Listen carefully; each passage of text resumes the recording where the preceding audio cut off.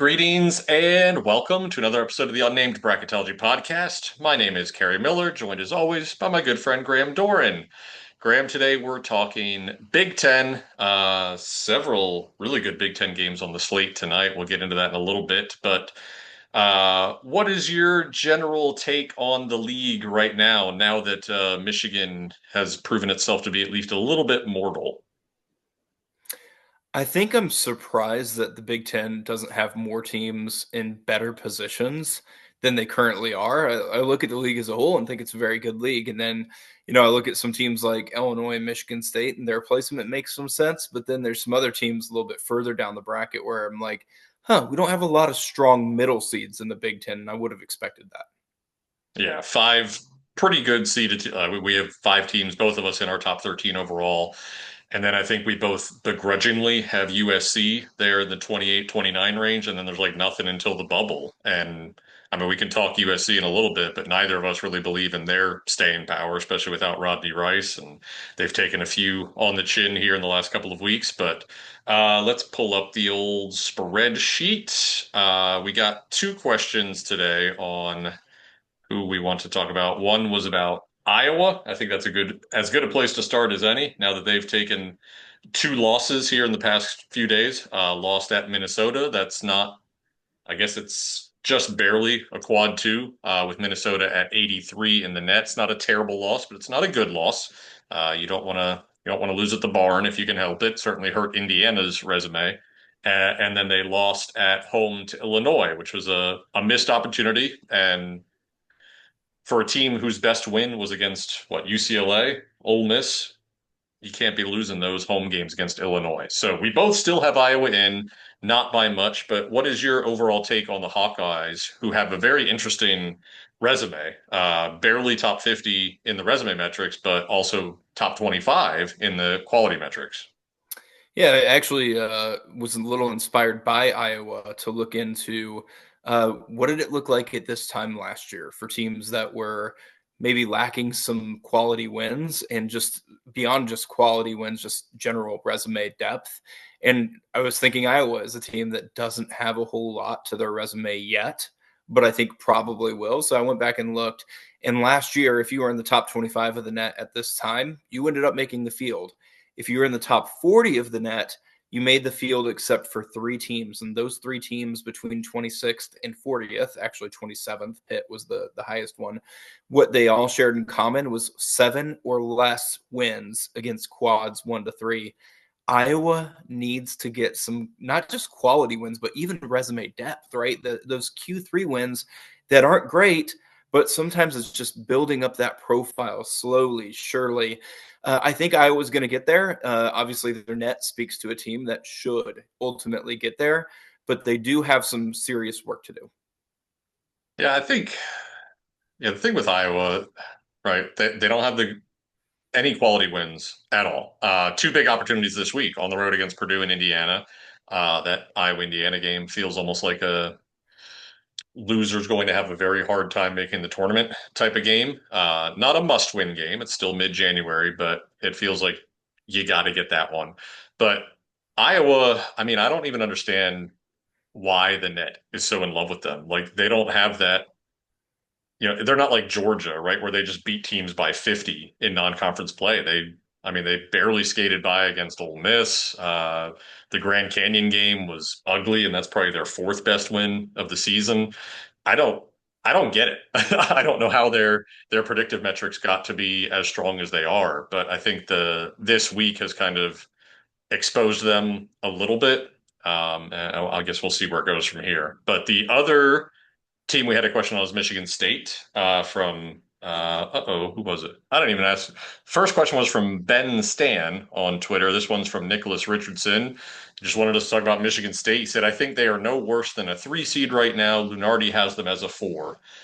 We have them right on that 3-4 cut line. So whichever of us, what I have Michigan State as a 3 and Illinois is my top 4. Graham's the other way around. So they're right there. Do you have anything you want to say on the Spartans? Well, I think Michigan State obviously has a good profile. That's where they're in that spot to us. I think sometimes it's easy to get caught up on why are you this seed versus that seed. And sometimes it's as simple as 12 versus 13, right? Like just in that same exact spot. I think you and I probably looked at very slight differentiations in the same profile and came out to different conclusions.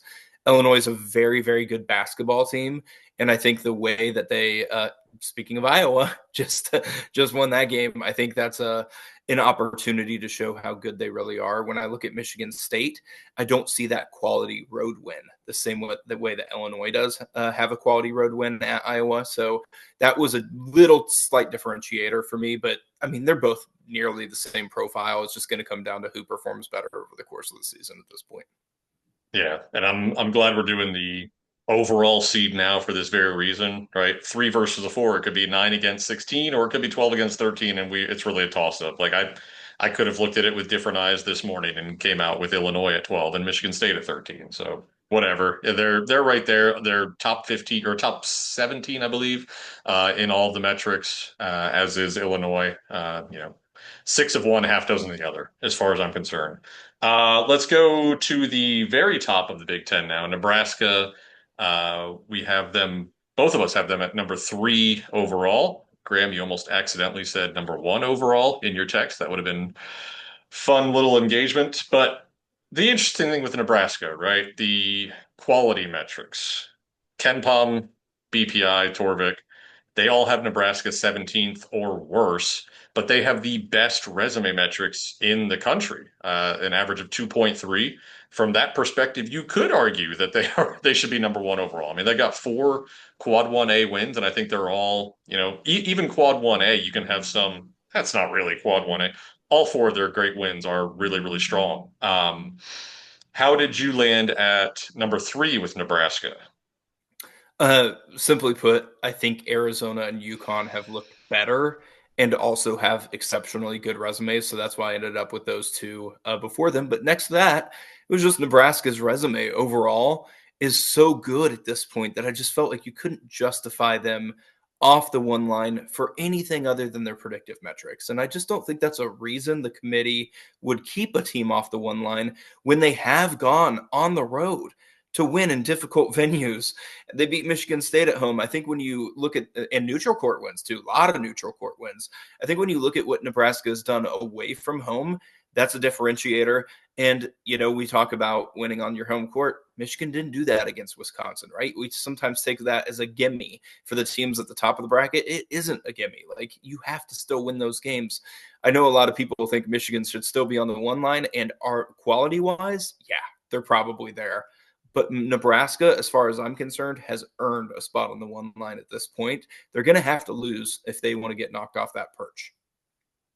I agree. And I think probably the biggest problem for Nebraska is that they didn't beat the holy hell out of USC upstate. That ended up hurting their predictive metrics. It's silly stuff like that, right? Because they all of their wins were by 2 or 3 points against these, the quad 1A ones. Beat Michigan State by two, won at Illinois by three. Now, great. You see what it does for the resume metrics. Those are great wins, but you got to blow out teams sometimes. And Nebraska's just not built to do that, and that's fine. They're built to win games. They're not built to win games by 80 points. But their full body of work has, speaks for itself at this point. Michigan, we've both moved them down to a two. I moved them a little bit further down than you did, even though you're the one who made the Hawaii Pacific point the other day. But I've come around on it because what did I text you? Out of all of my top 15 overall seeds, the only one that has lost to a team outside of my top 25 overall seeds was Michigan. And not only did they lose that game, they lost it at home to Wisconsin, who we both have in the low 30s range. So Michigan, you're not selling Michigan yet, right? I mean, they just had an off week. Yeah, I think Michigan still, you don't win games over and over and over again by 30 points unless you're a really good basketball team, and especially against the quality of competition they did.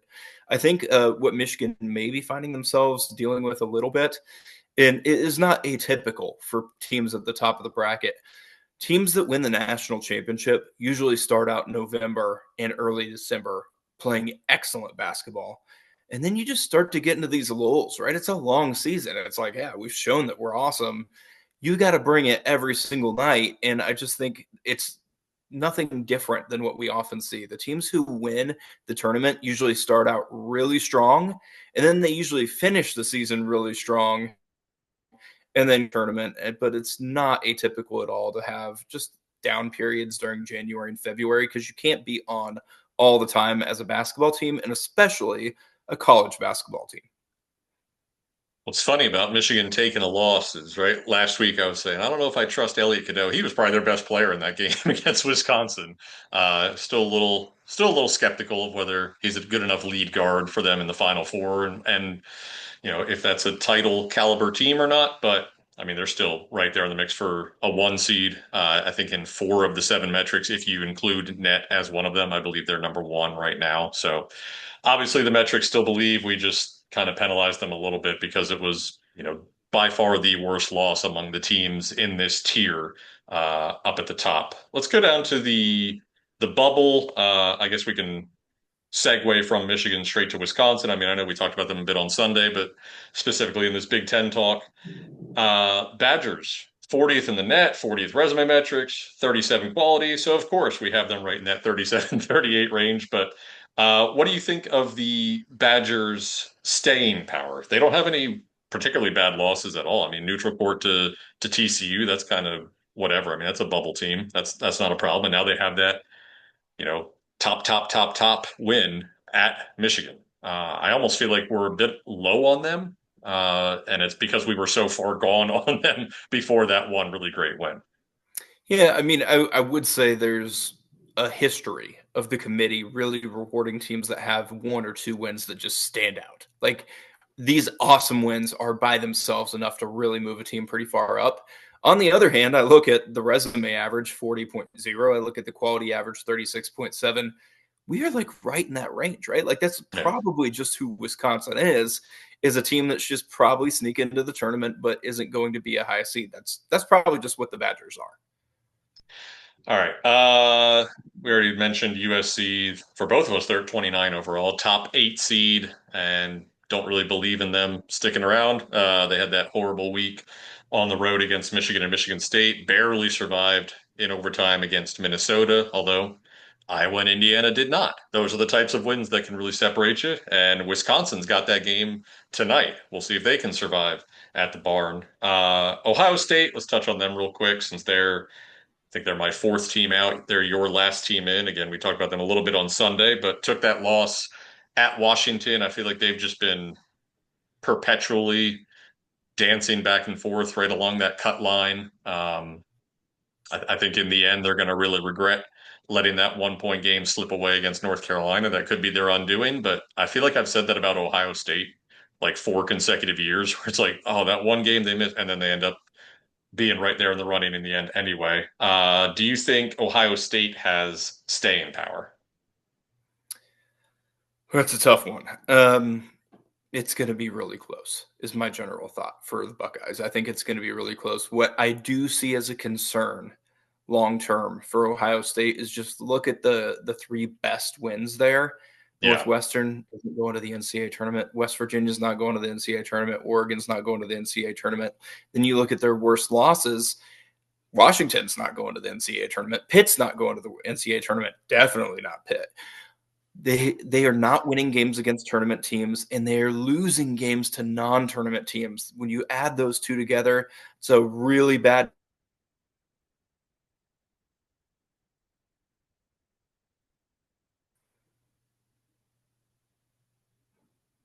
Oh, Graham, you froze on me. I got you, Kerry. There you are. All right, go ahead. Yeah, I was just saying. I think it's going to be really important whether Ohio State wins this week because you look at what they've done, losing to tournament teams, but also non-tournament teams, and then conversely, no wins over teams that are likely headed to the NCAA tournament. So that's going to be a real resume deficiency if they can't pick up some important victories. And this week doesn't help a ton in that regard, but it is enough to at least put their resume metrics significantly higher than they otherwise would be. Yeah. Ohio State surprisingly is very similar to both Indiana and Iowa. Both of them winless against quad one. Both of them have one quad two loss. Obviously, Iowa and Indiana's was at Minnesota. I think Ohio State's was a little bit worse at Pitt. Not even a little bit worse, significantly worse at Pitt. So yeah, all three of those teams right there on the bubble. Indiana a little bit further gone for both of us, I think, right now. But all three of them have to prove something. All right, what's the game of the week in the Big Ten that you've got your eye on? They don't play Thursday, Friday, Sunday. I feel like the Big Ten usually plays every single day, but this week I guess they were preparing for the national championship. I think you already mentioned USC, but I'm going to go back there. If they get that home win against Purdue, I think USC is going to be in the field at the end of the day. If they don't get it, it's probably going to be a team that heads towards the bubble throughout the rest of the year. So, very important game for USC. Conversely, Purdue doesn't have a ton of quality wins compared to some other teams towards the top of the bracket. That's the sort of win that if they want to be a one seed, they probably need to get it. Yeah, I would agree with that. I'm mostly interested in these games on the road against teams just outside the field, right? Wisconsin at Minnesota, Illinois at Northwestern. That's a 77 in the net. So that's a quad two where, a good team could pick up a loss. Michigan State at or Washington. That's a quad one, could pick up a loss. Those are always the games that get a little bit crazy, but aren't actually unpredictably close when all is said and done. But that will wrap us up for today. There we go. Stop share. Enjoy the games tonight, and it'll be the mid-major midweek extravaganza coming up tomorrow. Take care.